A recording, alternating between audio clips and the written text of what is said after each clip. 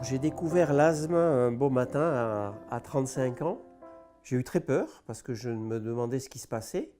J'arrivais plus à respirer et qu'à partir de ce moment-là, cette maladie a empiré à une vitesse vertigineuse. Donc j'ai eu, quand nous étions sur Toulouse, j'ai eu deux grosses hospitalisations. J'ai fait un état de mal asthmatique où je suis parti en coma pendant plusieurs jours. Il y a 17 ans, j'ai fait ma dernière grosse crise d'asthme et j'étais tellement mal, j'avais l'impression qu'on me passait un chalumeau dans les poumons. Je souffrais tellement, j'étais assise au bord de mon lit, je disais, j'ai juste envie que ça s'arrête, j'ai juste envie de mourir, je veux plus continuer. Dans ces conditions, on arrête tout. La douleur, elle m'a toujours accompagnée. C'est vrai que lorsqu'on a une crise, on souffre. On souffre après. On souffre éventuellement pendant plusieurs jours. J'ai un jour un médecin qui m'avait dit que faire une grosse crise équivalait à faire un marathon. Donc imaginez-vous les douleurs musculaires après un marathon. Petit exemple, hier j'étais dans le train et il y a un groupe de personnes qui est monté avec... Et ces dames étaient toutes très parfumées. Et automatiquement, je me suis mis à tousser. Je n'arrivais pas. J'ai dit, où est ma bombe? Et j'ai pris plusieurs échanges jusqu'à pouvoir calmer ma crise. Alors, j'ai commencé à paniquer un petit peu en me disant, oh là là, si ça passe pas, je vais devoir faire arrêter le train. Malheureusement, ces crises arrivaient souvent la nuit. La nuit est anxiogène. Et du coup, les derniers temps, quand j'avais ces crises sévères, c'est mon épouse qui me faisait les piqûres en pleine nuit. Et ça a été une période difficile de ma vie. C'est une maladie chronique qui nous suit tout au long de l'année, tout au long de la vie. Il y a eu une période de ma vie où malheureusement j'étais hospitalisée tous les mois. J'ai été obligé de m'arrêter plusieurs mois. Et à partir de là, eh bien, j'ai perdu mon travail. Donc ça a été compliqué. Je voulais être éducatrice de jeunes enfants. J'avais réussi le concours d'entrée à l'école. Mes difficultés de santé, avec toutes les problématiques annexes, ne me permettaient pas d'avoir tous les vaccins. J'ai changé mon orientation. Je suis partie sur une carrière administrative.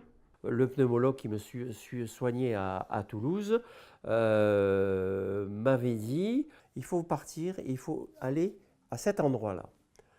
Et je l'ai regardé un peu perplexe en disant « et vous pensez qu'en déménageant, je vais guérir ?» Et ça a été très très dur parce que j'avais 37 ans, on venait de construire une maison, nos enfants étaient jeunes, on avait un travail, mon épouse et moi-même. Et j'étais persuadé que le fait de partir n'allait rien changer. Jusqu'au jour où j'ai été dans l'obligation de quitter Toulouse et incapable de travailler parce que je ne tenais pas debout. Peut-on parler de qualité de vie quand on est malade? Disons qu'on essaye de vivre le mieux possible. Les médicaments ont fait que malheureusement les corticoïdes et tout ont déclenché chez moi un diabète. Enfant, j'étais mince, maintenant je suis devenue obèse. Faut pas se cacher les mots. C'est douloureux, ça fait partie des choses douloureuses, mais bon. J'aimerais bien pouvoir prendre ma douche sans être obligée de m'asseoir sur mon tabouret et sortir de ma douche et reprendre mon souffle et me rasseoir sur un tabouret et mettre ma douche, elle ne va pas durer 5 minutes. Ma douche, elle va durer une demi-heure. Et le jour où j'ai été malade, il y a eu un grand vide autour. Beaucoup de personnes qui se disaient amies n'ont plus téléphoné, n'ont plus donné signe de vie. Je pense que les gens ont peur de la maladie, hein. Ça c'est indéniable. Hein. Mais c'est vrai que sur le moment, c'est assez violent. Je n'ai pas dit que j'étais malade. Et ça a été le jour où j'ai été confrontée à une crise et qu'on a été obligé d'appeler le SAMU au bureau. Et que j'ai été hospitalisée, là j'ai dit oui, effectivement, c'est comme ça. Et après j'ai discuté, j'ai dit effectivement, je ne viens pas trois quarts des petites festivités entre collègues parce que tout le monde fume et je ne peux pas être présente. Donc oui, ça a toujours impacté ma vie. Je suis devenue un peu solitaire. Je ne pouvais pas aller en boîte de nuit comme tous les jeunes de mon âge. Non, je ne pouvais pas suivre un groupe de marche parce qu'il marche trop vite. J'ai pris énormément de poids parce que j'étais suivie, j'étais traitée à la cortisone, mais de façon intensive. Ce n'était pas un petit cachet, c'était des intraveineuses de corticoïdes. J'ai longtemps cru être obligée de me justifier avec mon surpoids, à cause de mon surpoids. Mais je me sentais obligée parce que le regard des autres est extrêmement pesant. Et alors, ça a été pire le jour où j'ai eu mon déambulateur.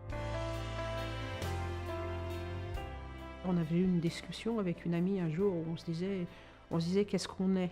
Et elle me disait, mais tu n'es pas ta maladie. Et c'est elle qui a raison. Je ne suis pas ma maladie.